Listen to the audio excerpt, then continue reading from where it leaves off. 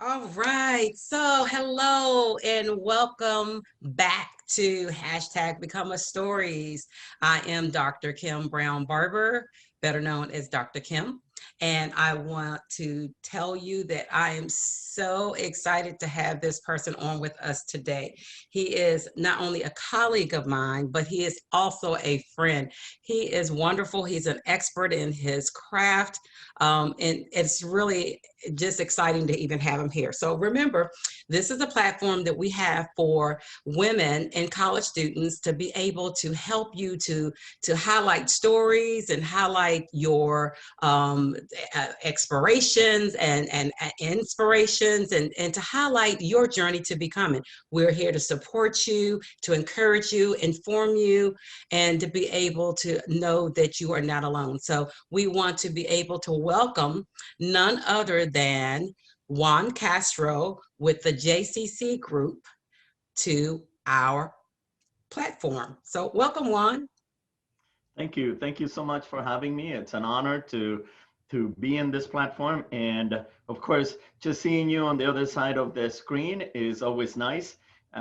Knowing you for so many years and seeing you continue to succeed in what you do, to me is a great honor. And to have known you from back then. So thank you so much for thinking of me and thank you for having me. Thank you. So we appreciate that. Juan, tell us a little bit about who you are. I really want them to get to know who you are. Tell them about you, yourself, and your background, and just a little bit about where you are now and where you come from. Yes, ma'am. My name is Juan Carlos Castro. I am the founder and CEO of the JCC Group. As you may have realized by now, that JCC are my initials. A little selfish, I know, but back then I couldn't find any better name, and so the JCC Group was born. I was born actually in Ecuador, South America. I came to the United States in 1979 when my father was asked to represent the Ecuadorian government in Houston. Once I graduated from high school, basically I came here for the last 2 years of high school, but once I graduated, I attended and graduated from the University of Houston with a degree in hotel and restaurant management. Later, I earned my MBA with a focus in accounting from Eastern Kentucky University. Awesome. Awesome, awesome, awesome. And you have a lovely family. Just tell us about your family really quickly, because I have to mention them because they are a part of my friend circle as well. Thank you. My wife, Marguerite, is a physician. She is from Kentucky. We met in Houston. Actually, she was one of my scuba students. I was a scuba instructor back then, as I paid for my school. And we have been married 31 years now. We have 3 adult children and 1 grandchild. Our oldest son is Victor, who is also part of the company. He is my vice president of technology and also now my vice president of the JCC accounting group, because we have grown and we needed more people. So, you know, my journey has been thankfully surrounded by great family and friends. And now I boast I have a 1-year-old grandson who is wonderful. Aw, aw, now that's awesome. I congratulate you on that. I'm not sure whether I knew about the grandson yet, but congratulations. That is wonderful. You should have been shouting from the rooftops. I love it. And you're right. I remember Victor long time ago when he was working for the JCC group and you started him out from the bottom going up. And I love that because you built so much character in him. And now to hear that he's the vice president of both sides now, I think that's awesome. And so can you tell us how did the JCC group, too many C's in there? I'm not sure, but let's see. How did the JCC group start? I mean, you told us about the name, but what made you even want to start, a JCC group that would deal with accounting? Where does that story come from? Well, as you know, and as I had mentioned, I started my life under the hotel and restaurant management. I absolutely loved it. I had the opportunity to travel quite extensively. I worked mostly for the Hilton hotels. When we moved to Louisville from Houston, I was hired as a front desk manager for the Hilton Sealback, one of the two premier hotels in the city of Louisville. Yes. The grand hotels from the turn of the century. That hotel was built in 1903 by the Sealback brothers. Unfortunately, because of my position, I had to cover basically all three shifts, first, second, and third. And so Mm. my schedule ended up being 2 p.m. to midnight. Ooh. And I normally had to be there much sooner than 2 p.m. It was like noon, and work much later than midnight. I would be home like 3 or 4 in the morning. Ooh. Well, having two small children, Victor and his sister Charlotte, our second daughter, it created a problem. It created an incredible Sure. problem. But I knew that I had to do the best job possible regardless of the situation. So Mm-hmm. I absolutely did. And I created some forecast reports and I created data analysis. So those reports and that work came to the attention of the general manager and the accounting manager.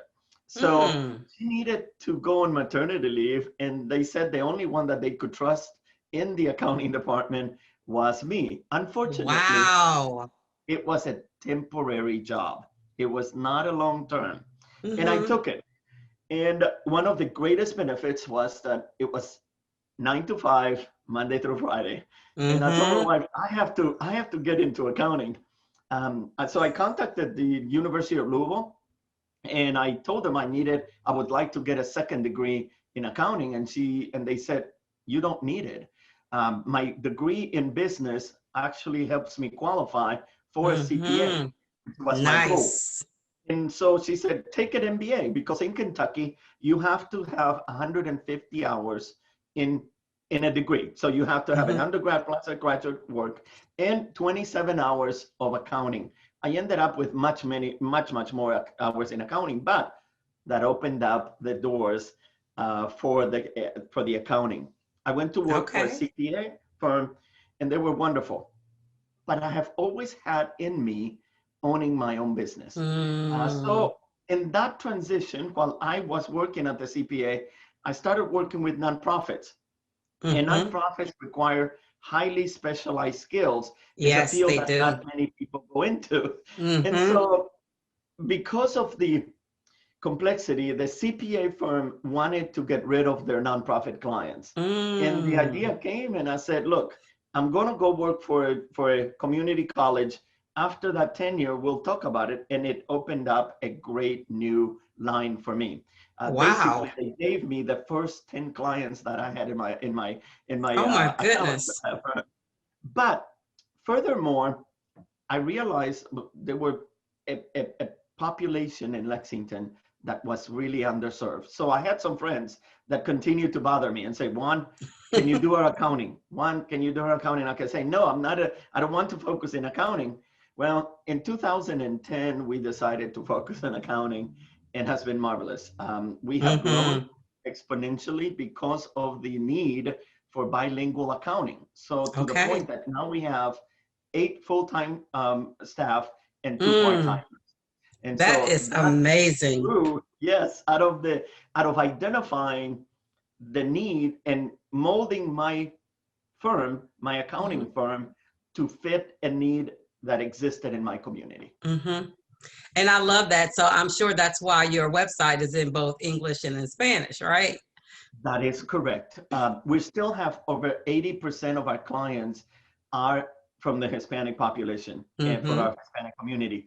And so that require us to both disseminate information and Mm-hmm. give advice or whatever in both languages. So we teamed up with a great firm out of California, and they were able to help us transition from our old website into a new one that Hmm. integrates the English and the Spanish. And I'm you will loving see, that. yes, and the other thing is all of our blogs are also in both languages. Really? Yes, See, ma'am. that's amazing. That is, I think that's awesome that you were able to team up with someone out of California to be able to help your business to grow even more because you were already serving the market. So why not have it to be reflective, right, in your website and your blogs and everything else? And I'm And I think sure, that I'm yes, so sorry. Go ahead. no, you're good, good, good, go for it. I was saying, and I think that that's important, that our minority communities know that there's people in our communities that we can serve, that they can come to find the best possible service. In our African American community, I've teamed up with some great lawyers, great accountants, and so we work with each other because we want to ensure that our communities know that they have one of them that they can come to, and that we will do everything we can to make sure that they're well taken care of. And you are absolutely correct. One thing I can definitely attest is that Juan has always been about giving his best, always, no matter what, no matter if it cost him, he always was about giving his best. And you always showed how important, even listening to for the nonprofits and the bilingual community, how important accounting was, because they were coming to you. So Correct. can you tell us, why is accounting so important? And but especially for this platform, to women Yes. and to college students and everyday life, business and career, because I know some things, but I don't know everything. And that's why the financial literacy platform is a part of their journey to becoming platform. So please tell us, why is accounting so important in our everyday life and in business and career for not only women, but college students? For women and for college students, financial literacy becomes the most important thing that they can learn, at least the basics. And it's Mm-hmm. because everything we do has a financial component. Every Mm-hmm. decision we make has a financial component that may come to benefit us or may hinder our future plans. So Mm-hmm. knowing and understanding how much money we bring in business we call it income, and how Mm-hmm. much money we pay, and in business we call it expenses, it's the base by which we build our future lives. We can never or should never try to expense or buy more than what we're bringing in. Mm-hmm. Basically, a business has to learn what is the break even. At what point are we at zero? That's a Mm-hmm. basic accounting concept. But that Mm-hmm. concept can easily help anyone in their lives. Can I Mm-hmm. afford a $30,000 car when my Mm-hmm. salary is only 45? No, Mm-hmm. because the little that is left may not be enough. So Mm-hmm. some of Mm-hmm. the concepts of accounting that apply to our life and applies to college students is that we need to identify and know how much money we're bringing in and how much money we're spending. And of course, for women, I know you know the statistics well. In the United States, 52% of Mm-hmm. college and university populations are now women, Mm-hmm. meaning that only 48% are men. That Mm-hmm. means that there's more women out there, both minorities and non-minorities, but women that are starting their new businesses, are really integrating in the workforce. And let's say that you're an engineer, you're a woman that goes into engineering. Mm-hmm. Knowing a little bit about business allows you to understand what your firm is doing. How much are we selling? What products do we sell? So in that component, it applies to just about every field. If you go Mm-hmm. into psychology, well, how many patients do you need to have to survive? If you go Mm-hmm. into art, what is the minimum I should charge for my beautiful piece of art? So taking some of the basic accounting college classes will benefit everyone. And remember, we have to take at least, what is it, 21 hours, 23 hours of Mm-hmm. core curriculum, meaning other minutia to finish Mm-hmm. our degrees. Therefore, the one or two accounting classes, the basic class, will help you because you Mm-hmm. will use that for future decisions. I love it. I love it. I love how you show in every avenue, whether you're a college student and you're thinking about, going into different careers, you still are going to have to know accounting. Even for your everyday life, women and college students, we all make a certain amount. And whatever that amount is, your salary, whatever it is that you're bringing in, we're bringing in, like you said, income, and we have expenses. So all of us have that. We all have to deal with that. And then at the end of the year, or at the end of the fiscal year, like what we're dealing with right now, and which you are in the middle of, it's tax season, right? Yes. And so, and by us all being a part of the system in America, we have to pay taxes, whether you are in a college or whether you're a woman or whether, both. We have taxes that we have to pay. So, there are practices that we don't know. And I know for myself, I have talked to many college students that have no clue. That was their first time doing taxes. And I have some first generation students that I've talked to that really have no idea, and their parents can't help them with their first time doing it. So, there are many things that we want to be able to talk about, but let's start with women first. What are some advice that you would give to women for better tax practices for 2021? As I mentioned, I'm married to a physician, so the medical field is near and dear to me. Mm-hmm. We, every human being needs to have a good doctor, Mm-hmm. because you go and visit that doctor at least once a year, and he Mm-hmm. runs some tests and he checks you out, and he said, hey, you're good to go. You have Mm-hmm. 50,000 more miles to go. Perfect. You go on. The Right. same thing applies with your accountant. Find Mm-hmm. yourself an accountant that you can trust. Mm-hmm. There's many of us out there, and the beauty is that there's women and there's men, and there's men of color, women of color. That's the beauty of the Mm-hmm. tax preparers world.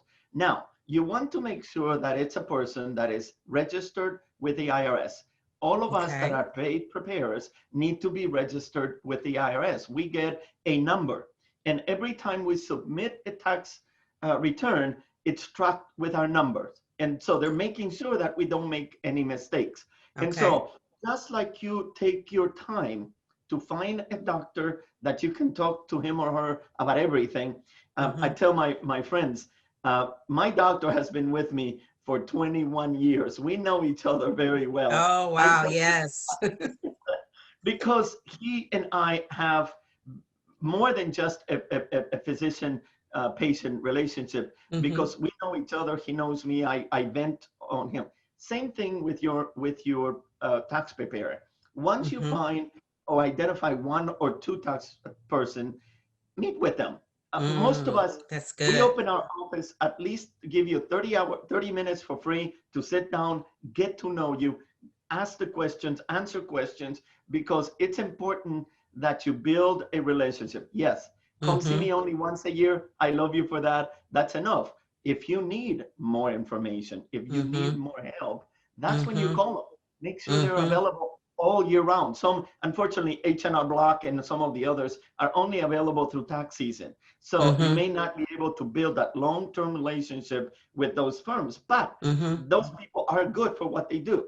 Mm-hmm. Same thing. If you're a woman, if you're in business, find yourself an accountant that is open year round. Make sure you contact him or her for whatever reason. I still get clients like, Juan, I'm about to buy a new truck. What's the implication? Well, Ah, I love that.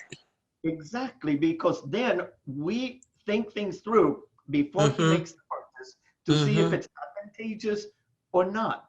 Because Mm-hmm. remember, we're investing a lot of money into our businesses. We need to make sure that we have solid advice from somebody that is open, and that is not only open all year round, but is also in accounting, in bookkeeping, and in tax. Those three need to be together. And in some Mm-hmm. cases, like we do here, we also do Mm-hmm. payroll. So our clients also Mm-hmm. call us for payroll questions. How can I put a little bit more money here? Can I have a withdrawal this or whatever? So Mm-hmm. build a relationship. I always tell that a good business owner should have two friends, a good lawyer and a good accountant.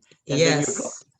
Exactly. I agree. I totally agree. So this is great advice for women, whether you own a business or whether you don't own a business, because we still make purchases, right? That we need to know whether that's a good idea, right? And it's great to speak with someone who has no bias about it, and we can be able to ask, how's that going to impact me at the end of the year when I come to you, right? You don't want any Yep. surprises when I come to you and say, oh yeah, by the way, I bought this, I did this, and I did that, and you're like, Yep. what? Yep. If you Yep. called me, I could have told you, no, don't do this, but you could have done it this way and you still would have been able to have what you needed. So I love that advice for women, whether you're a business owner or whether you're not. So now, how about college students? How do they take care of, their taxes? How do they prepare for their finances when they really have no idea because they're still in college? I mean, do they need that? Before we go into that, let me add one more thing at the topic we just finished. Mm-hmm. It is important that every married woman understands the tax return of her husband. When my Mm. father-in-law passed away, my mother-in-law realized that she had never seen a single tax return. She loves me for Mm. that. I became her favorite son-in-law. I'm her only son-in-law. But because I was able to see what he did and help Mm-hmm. her continue on. So for women, especially women that are That's married smart. and their husbands do the tax return, please, pretty please, read it, understand it, and ask the questions. Now, for the college I students, love it that. is so important because college students are investing money in a future career, meaning Mm-hmm. that either them or a federal agency in their behalf is paying the university. So Mm-hmm. understanding how that money is going to impact them is important.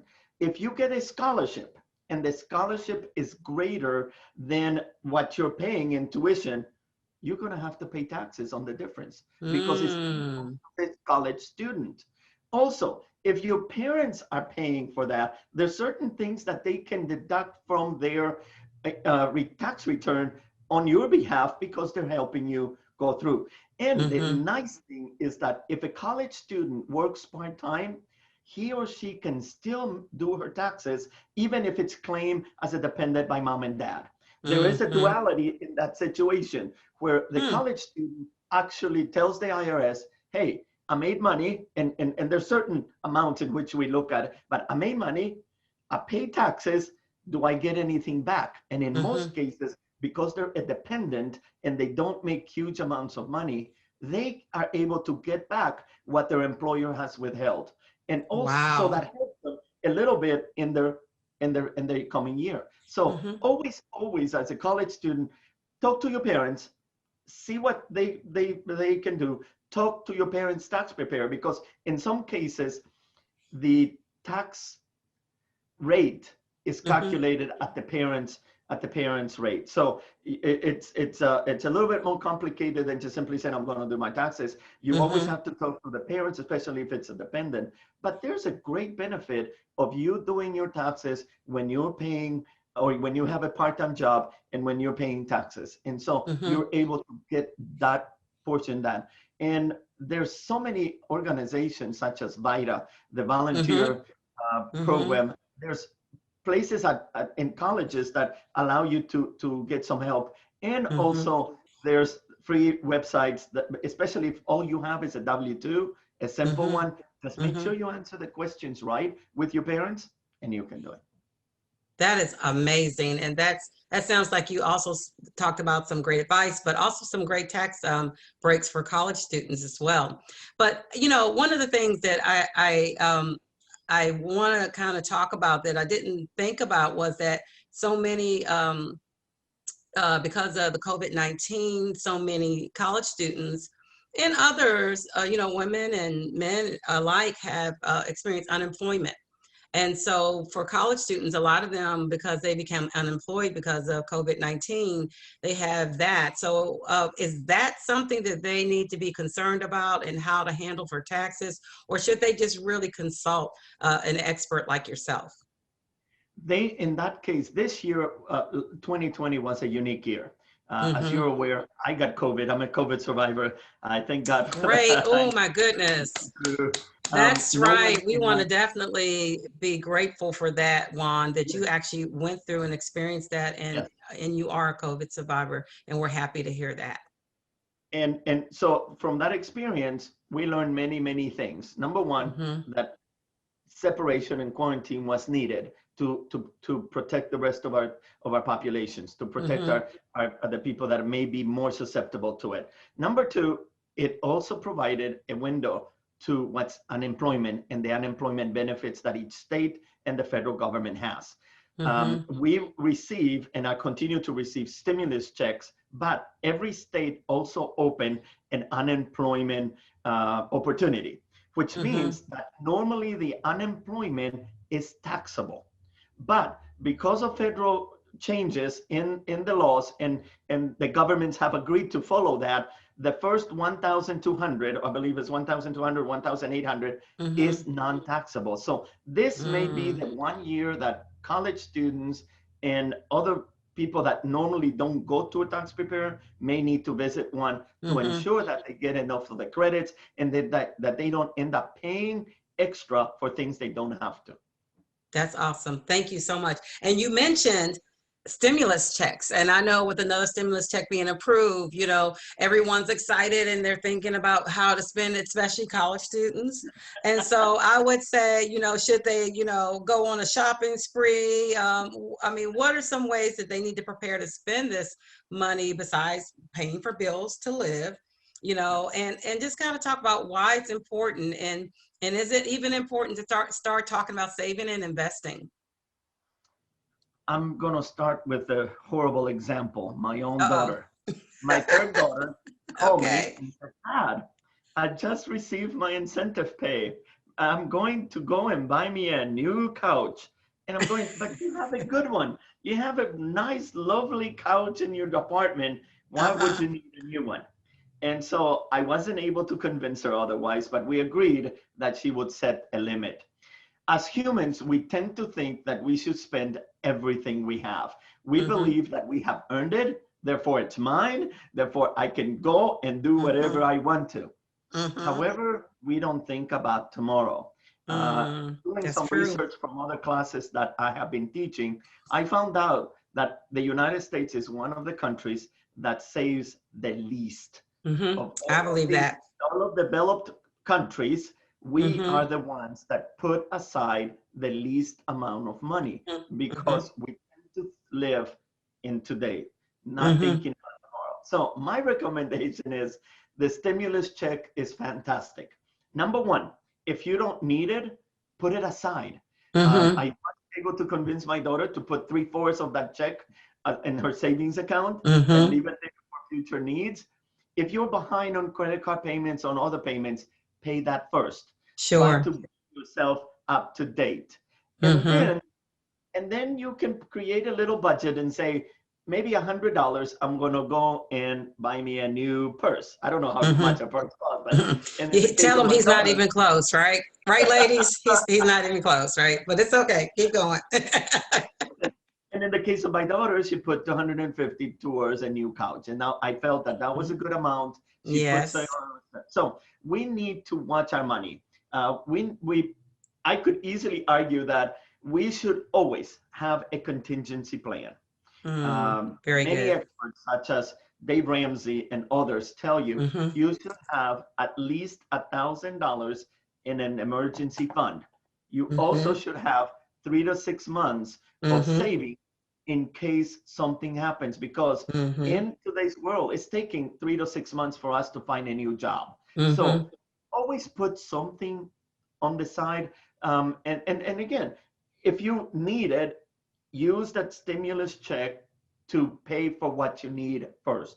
And then Mm-hmm. if you don't need it, budget yourself, put most of it in savings, and try to look for the future, because you can use it at graduation and Mm-hmm. put the down payment for a new apartment.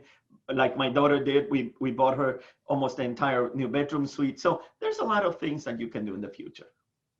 I love that advice, and you are absolutely correct. We don't think about tomorrow. We don't think about things like COVID-19 that happened and caught a lot of us off guard. So it's really important for us to learn from this experience. It's definitely been a challenge for everyone, and I wouldn't wish it on anyone. Right. So, but we're in it, and because we are in it, we need to learn from it. And even as Nelson Mandela says, I never lose. I either win or I learn, from Yeah. my experience. So, in this case, we need to learn from our experience. So I think it's real important that you brought that up, and that some of the things that Journey to Become is going to be looking to do is starting some things with college students and women dealing with financial literacy, and specifically dealing with savings and investment. So, we may be seeing more of Juan later on. because I think it's just so vitally important. And just for the numbers and data that you already quoted, not only for women, but for the United States as a whole. So thank you so much for even bringing that up.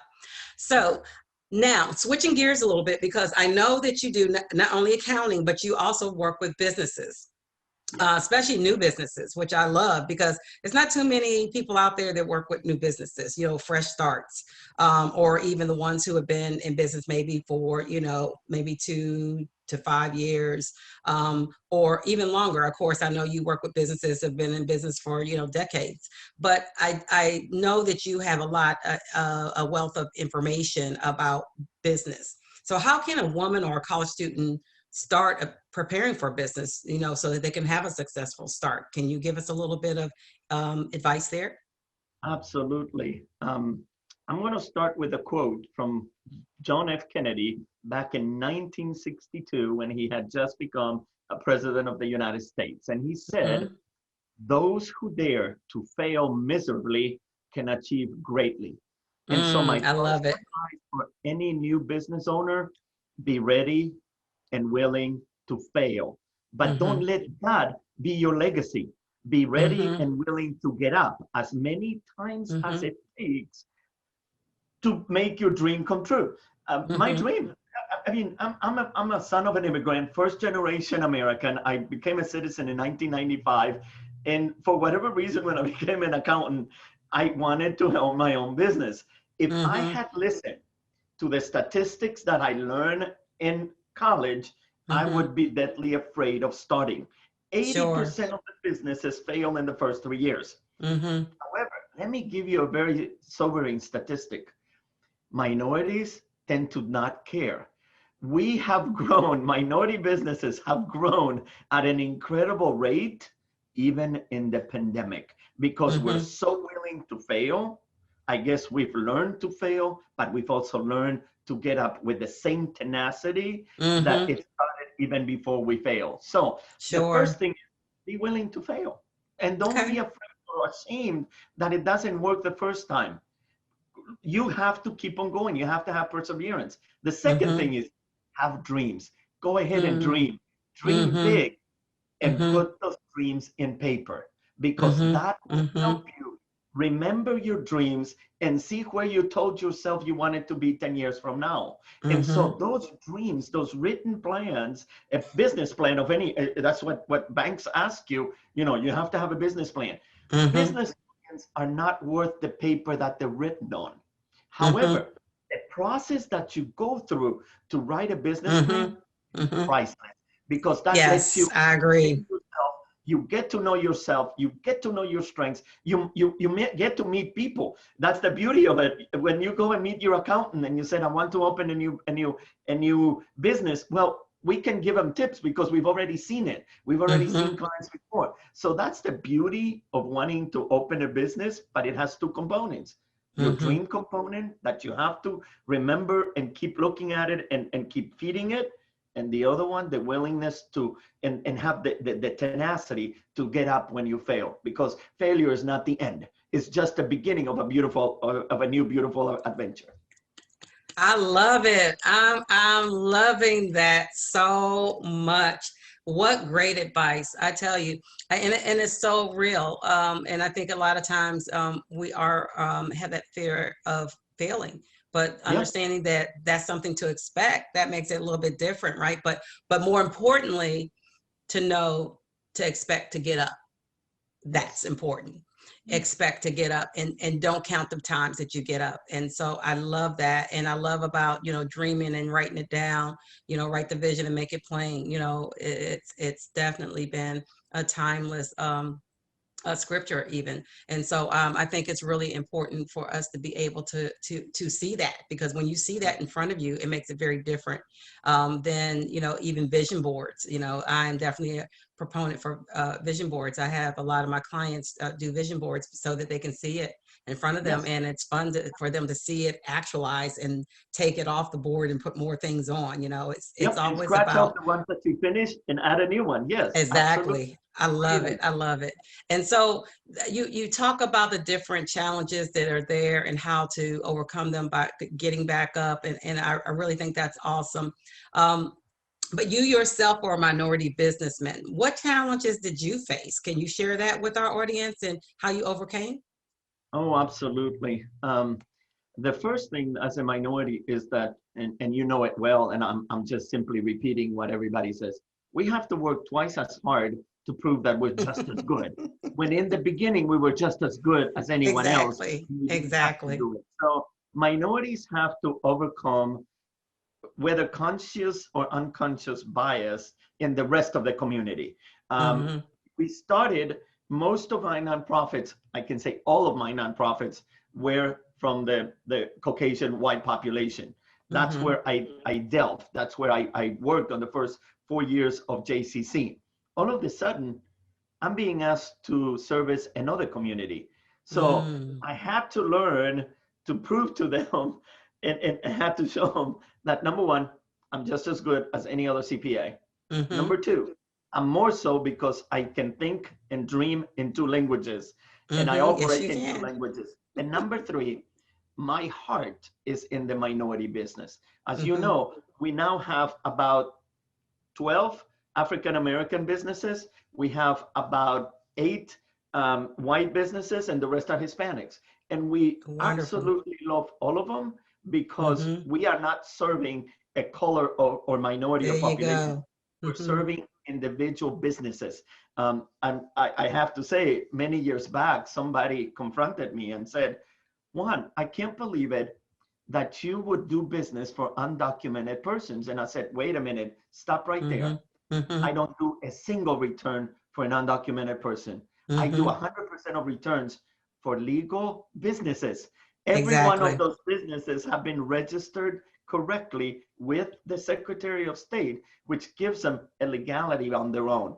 And so That's that right. person, which is in politics, he said, Juan, you're right. I am so sorry. That's But correct. we end up having to educate our other Yes. friends, our other communities to understand that we are good. So that was one of the challenges to overcome, to show them that I, as my team, and in my team, I have a lady that went to law school, had worked for the Mm-hmm. IRS.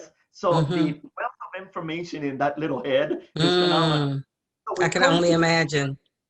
and we come together to solve our clients' problems, is not to solve our Black community problems or Mm-hmm. our white community problem. We solve problems, and that is Exactly. a bit of color. The other thing is you have to identify places where you can reach out to. For example, here, Commerce Lexington, Mm-hmm. which is the local chamber of commerce, has been Mm-hmm. fantastic. They keep sending me Hispanic people. So any new businesses, whether they fit my who I want or whatever, they said, one, there's another Hispanic business. So that Mm-hmm. mutual referral works. And so that's another thing that we as minorities need to be. We need to be conscientious that are some groups and organizations that Mm-hmm. may not be reaching out to us, but it's nothing bad to go reach to them. And then they'll Mm-hmm. become your good friends because they may have resources that you may not know. And they may have referrals that you may not know. So That's true. those communities, those areas, every single major town through their college or university has the Small Business Development Center. Go reach Mm-hmm. out to them. They have Mm-hmm. such a great library of resources that is incredible. So one of the things that as a small business is you have to do your legwork. That has the Mm-hmm. That's biggest true. challenge for me. Nobody came helping me. So I had to be willing to go the extra mile, prove the Mm-hmm. extra work, but it has paid in the end.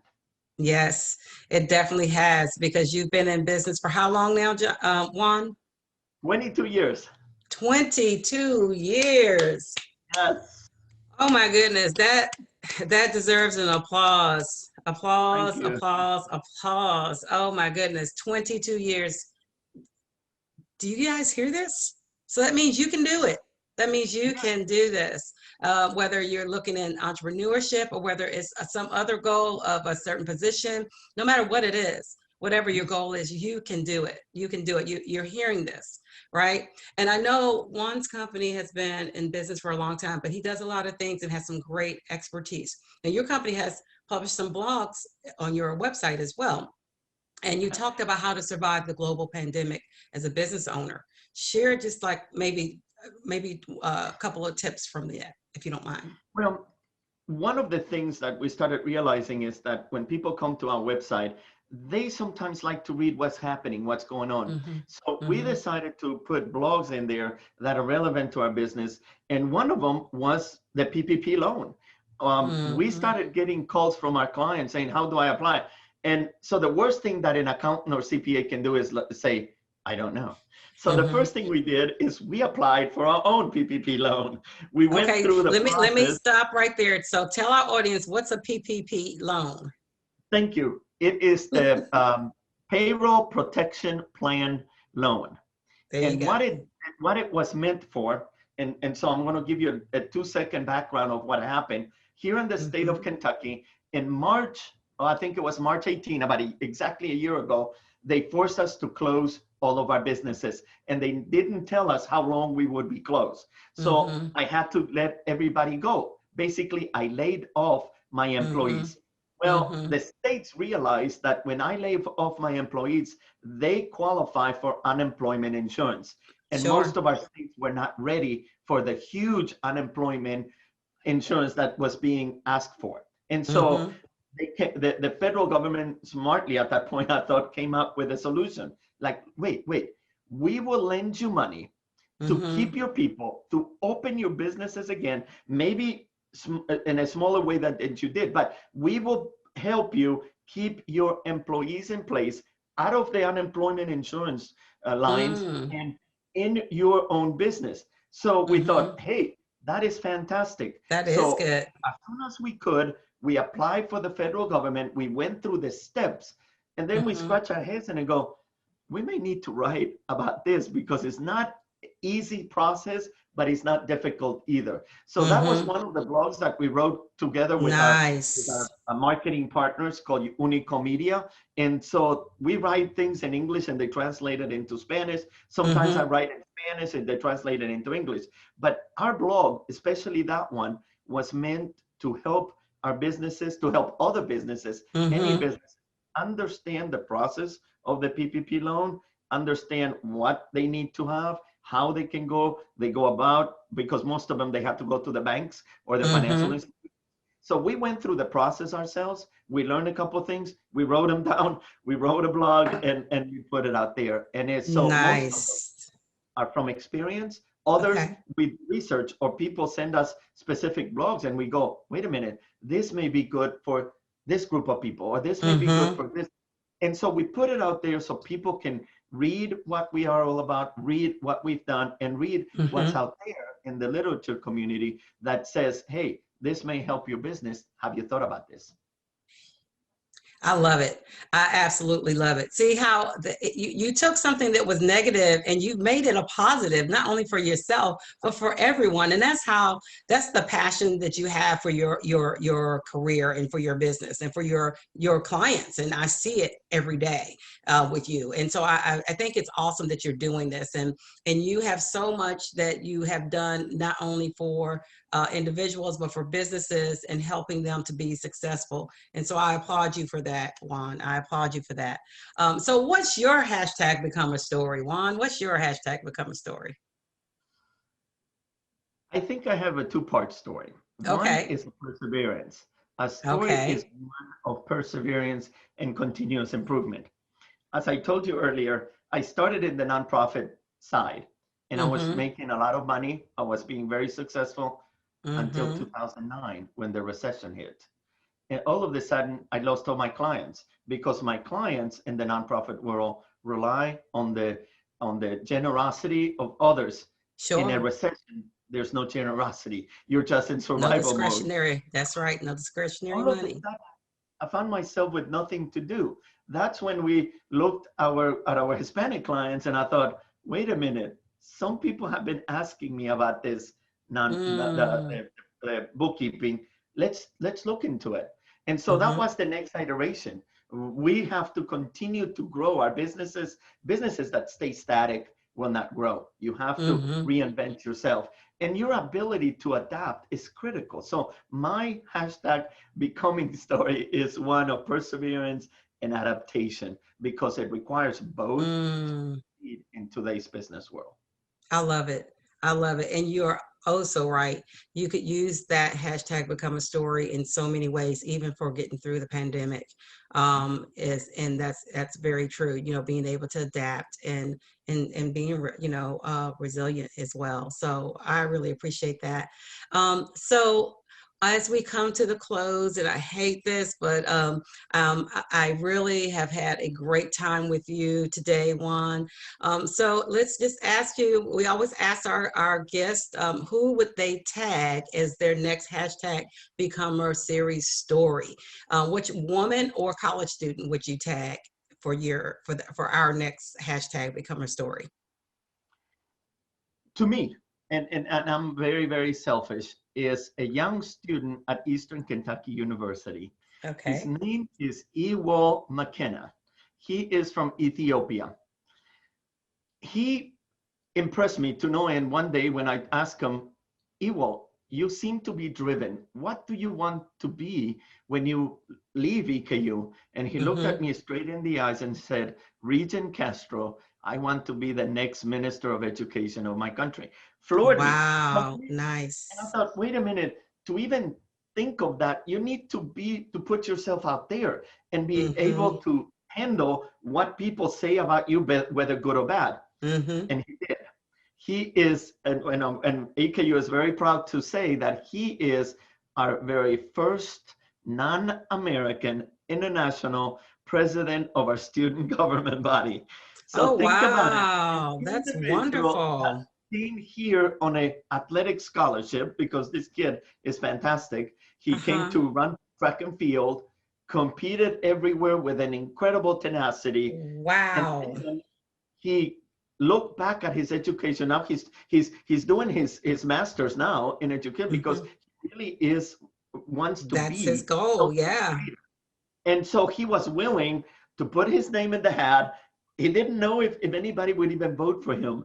He Mm. ran a campaign on a dime because he didn't have that much money. Mm-hmm. The EKU gives all of the candidates some money, but he ran it successfully. And now he has a cabinet that it is amazing. And his diversity VP of diversity works very closely with me because I'm the chairman of the diversity, equity, and inclusion committee within the Board of Regents, because Mm-hmm. we want to make sure that this story resonates all over. This Sure. African student that came here on a scholarship has won the heart of Mm-hmm. many of our students and our administrators because he's so genuine, he's so driven, he's so real, and he's so tenacious that he may be the next minister of education in his country. I tell you, you know what? I believe that. I mean, he sounds like he has some tenacity and some drive that's going to get him to that goal. And I would Yeah. love to have him on our show. So we'll get that information from you later. But let me know right now, and all of our audience, what's the best way to keep in touch with you? The easiest way is for people to go to our website, Okay. jccgroup.com. We have a contact page that they can actually send me a message through our website there. They can also look at the phone numbers. We have an office number, we have an email, and we have that message board that they can do. So the easiest way is if they want to go follow us through jccgroup.com. We'll be more than happy to help them. We're here for our students, for our minorities, for our women, because we really believe that this is a beautiful country that was built by immigrants, and all of us have a tiny part in it. And it's so wonderful to be part of that history. That's wonderful. Thank you again, Juan Castro, CEO of the JCC Group. And remember, where you can reach him is thejccgroup.com. He is wonderful. Thank you again for being on our show. All right, our community, I want you to remember to follow the movement at J, the number 2, becoming. Share your hashtag become a story, and maybe you can be the next guest on our show. Have a good day and remain safe. Bye-bye.